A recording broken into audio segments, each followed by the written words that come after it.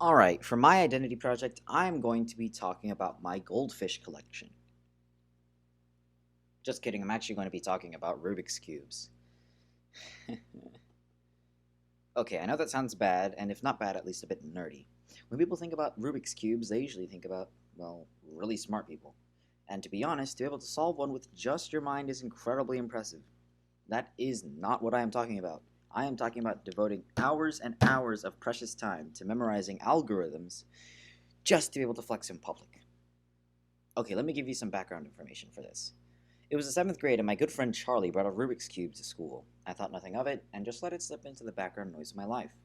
See, the thing is, I'm an extremely competitive person, and when I saw both my friend Charlie and my friend Jonas solving Rubik's Cubes in like 40 seconds, after learning how to like a week ago, I became, well, determined.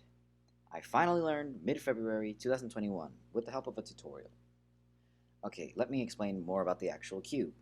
There's a big difference between the way normal people see Rubik's Cube solves and the way Speedcubers see solves.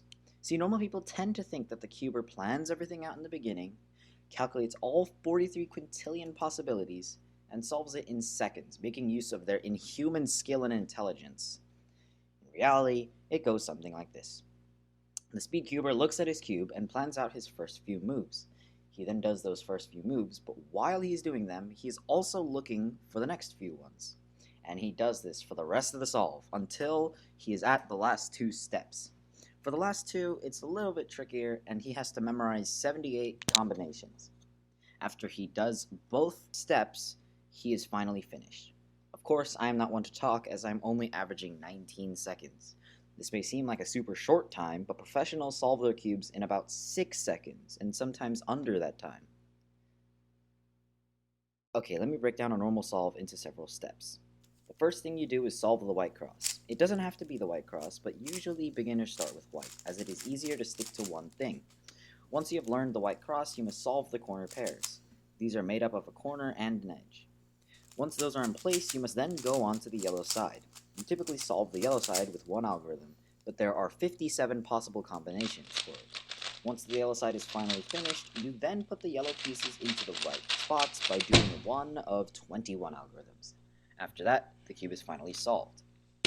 Of course, I'm still pretty new, and I have not memorized all 78 algorithms total for the last part, but I do the yellow side in 2 steps, and it only costs me 10 algorithms.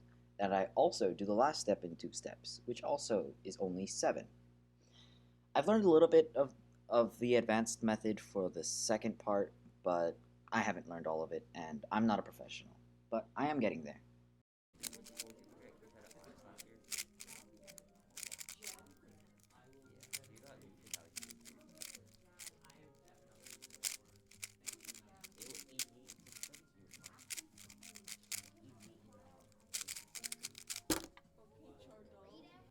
Okay, so brief history.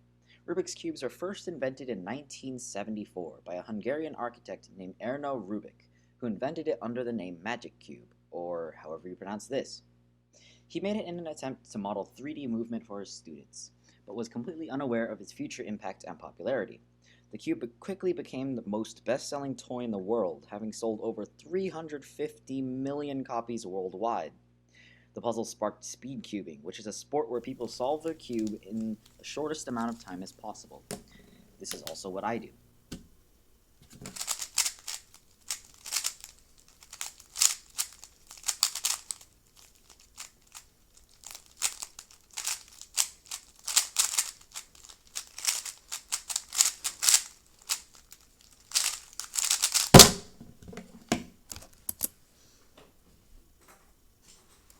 As time went on, people made adaptations to the cube and started making them bigger and more complex, making 4x4s, 5x5s, 7x7s, and recently 21x21s.